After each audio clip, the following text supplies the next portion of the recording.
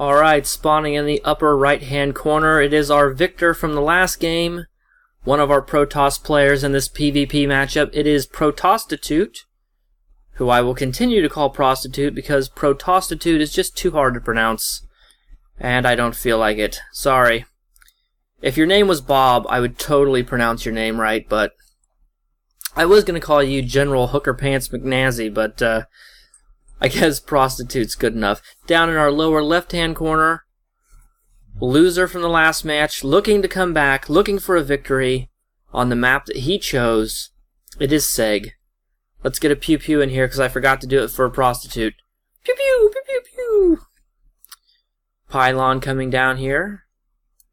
Pretty standard opening. I'd say that's probably the standard opening in 100% of all Protoss games, since it is really the only thing you can make. I suppose you could make a gas first, but there's really no point in that. Scouting probes passing each other. Not sure what they expect to find this early in the game, but I guess we did see Prostitute's probe was managed to stay alive for a long time in Ceg's base. Although it didn't help him spot the Stargate, but then Ceg canceled the Stargate, so I wonder if Ceg thought that maybe Prostitute did see it, and then he was canceling it for some kind of a mind game. Either way, it didn't help. Phoenixes killed too many workers, and it was just too much. He probably could have done better if he had just, moved those stalkers to the mineral line. Prostitute does spot a proxy pylon in his own base. That is Ceg being very, very sneaky. And since we have a forge, that obviously was a attempted cannon rush. But it is not going to work. He just asked, how did you know? Forge. This is the benefit of scouting, ladies and gentlemen. Prostitute's probe came in here. He spotted the forge instead of a gateway, and he said, hey, what reason could he possibly have to build that forge? He's going to cannon rush me. So he comes down and looks in his base, and he finds the pylon. Now, of course, Ceg doesn't even have a probe in here anymore anyway, but so he couldn't even build cannons here if he wanted to. That pylon going to go down. Although Ceg has not been supply blocked, so that pylon was not, he wasn't counting on that for a supply. It's hard to see how he can win now. He was outplayed last game. I think maybe the cannon rush was a desperation, saying, maybe I'm just not as good as this guy. He's a league above me. He's gold. I'm only silver. Maybe if I cannon rush him, I can take a victory that way if I can get him by surprise. He pulls a lot of probes off the mineral line to kill that probe. I don't think it was worth it. I gotta be honest. I don't see how killing that probe was worth the lost minerals for him, because what is he gonna see? I mean, he puts down a cybernetics core. He's gonna see a cybernetics core. He could have assumed that. He's not hiding a DT shrine or anything, and if he wanted to, he could have just moved it out here or something. So I think that was probably a waste. You shouldn't pull that many probes off your mineral line to kill one scout, unless you're planning, if you're at a higher level of play, maybe, or he could have just waited for a stalker or a zealot to take care of it. He's going to move another probe out here. I really don't know what this probe is for. Actually, both players moving probes out. Prostitute sends his out to claim a Zelnaga tower. Maybe that's what Ceg is thinking as well, but I feel like he's going to try some more sneaky maneuvers here. And I'm a little bit worried about that, because it's not going to work. Prostitute is climbing ahead in supply count, and he has an expo. It's all very, very bad. I mean, this probe had no chance. I don't even know what he was thinking. Maybe he was just trying to scout, but what is there to see? Prostitute won last game. He's got an expansion. Ceg does not. He has a superior supply count. I don't see how he can lose this.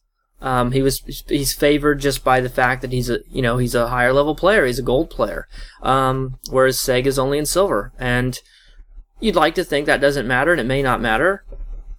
players beat other players of different leagues all the time, and certainly the league system is pretty screwed up. The matchmaking is a little screwed up this season anyway. At least that's been my own personal experience. Not a lot to talk about, not a lot of action. We do have oracles being chrono boosted for Ceg, and he's not sending them out. It just finished, but it's just sitting here. We have an observer coming out for Prostitute. He's going to move his way down to the main down here, maybe looking for an expansion. Maybe he just wants to keep an eye on his base. Obviously, there's no amount of probes you can pull off the mineral line. It's going to kill an observer. He has no detection, no cannons. He's not going to be able to find it. 3. We're at the 750 mark. Ceg has 3 zealots and an oracle. Another oracle, admittedly, en route. Putting down more gateways, it looks like, but what is he going to be able to do with this? I mean, this oracle is just sitting here. He needs to move it. I guess he wanted to wait until he had both of them finished, but it would have been to his benefit to move out with that first one. If you're gonna build an oracle, you've got to get the damage done, right? The oracle is a harass unit first and foremost, and if you don't kill workers with it, you've pretty much wasted your money. Because there was really no other reason he built that Stargate. He could have built a Robo Bay instead. He could have built more gateways. He could have been working on upgrades. No upgrades for either player right now, not even any researching. So that money could have been better spent, I think, on units or different tech. There's a Stalker here. I don't know if this Stalker was anticipating the oracles. Of course, having 2 oracles was enough to kill that Stalker, but Photon Overcharge gonna shoo these oracles away. Their ability, of course, drains their energy for them to attack. They will be able to regenerate a little bit of energy here. But he knows, Prostitute knows that these oracles are out here now. And if he already had a Stalker there to defend, he's definitely not going to let these oracles get a chance to come in now. Finally, Ceg is building a Robo Bay, but we have cannons coming down from Prostitute in the mineral lines. So these oracles are not going to be able to get anything else done. Actually, I say that, but all of the defensive measures have gone into the natural, whereas the oracles have moved back around to the main. Now, the cannon is coming online, and he was able to use another Photon Overcharge. He killed 1 oracle, but there's still 1 left. That oracle is not going to be able to do anything. I think he killed 1 worker with that. Ceg has killed 5 workers, I guess, but that's not enough. It's just not enough. If we look at income, vastly in favor of Prostitute. He has the natural. He's mining from 2 bases. Ceg is still on 1 base at the 11-minute mark. He's building a ton of pylons that he doesn't need. And he's going to try and switch to Void Rays, but that's not going to help him.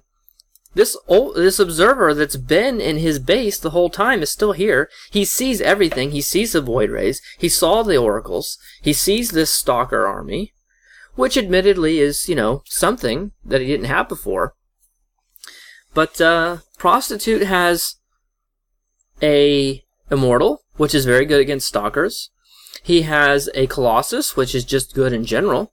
But, he doesn't have too much more army than that.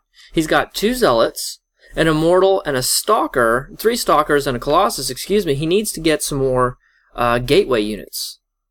Now, that Colossus, I don't know what that Colossus is going to be able to do against this many Stalkers and Void Rays. The Void Rays are going to be able to target down the Colossus. Immortals are very good against Stalkers. I just don't know if they're good enough against that many. Finally warping in some more units down here, some more gateway units, but I don't know if it's going to be enough, honestly. Prostitute, starting a 3rd, doing some long-distance mining, waiting for that to finish up. Probably would have been a little bit better off waiting for it to finish, and then transferring, but that's okay. We have another Colossus on the way. Colossus, of course, is one of those units that's better when you have them a certain number. It's sort of a critical mass unit. 1 Colossus is good, like 4 or 5 Colossus is much better. It scales better. It's not like linear. It's not like 4 Colossus are more than 4 times better than one Colossus, is what I'm trying to say. Neither player doing any kind of aggression here. Big difference between this and the higher league games that we've been seeing. We've seen ZVZ, we've seen TVZ, we've seen ZVP, Platinum, Diamond, Masters level games. Always more aggression, more attacking, a lot more pressure being put on their opponents. This lower league game here, not so much. So, Ceg knows that he's not going to be able to win this. He knows that he's outclassed here. He's saying it right here in the chat. When do I get to play someone at similar skill? So, he's feeling a little disappointed that he's being outclassed here. But, you know, there's just not enough players to have a bronze division, a silver division, a gold division, etc. And, he did give it a good shot. I think the first game was much closer than this one. GG. There we go. I was just going to say it had to come any second now. Yeah. I think Ceg shouldn't be too disappointed. You know, he's not a great player, obviously. He's in silver, but he put up a good fight. He was a good sport about it. And it was somewhat entertaining to watch. So thank you to both Prostitute and Ceg for playing these games, and hopefully you'll get a little bit more of a fair match for both players next week. Thanks for watching, and have a great day.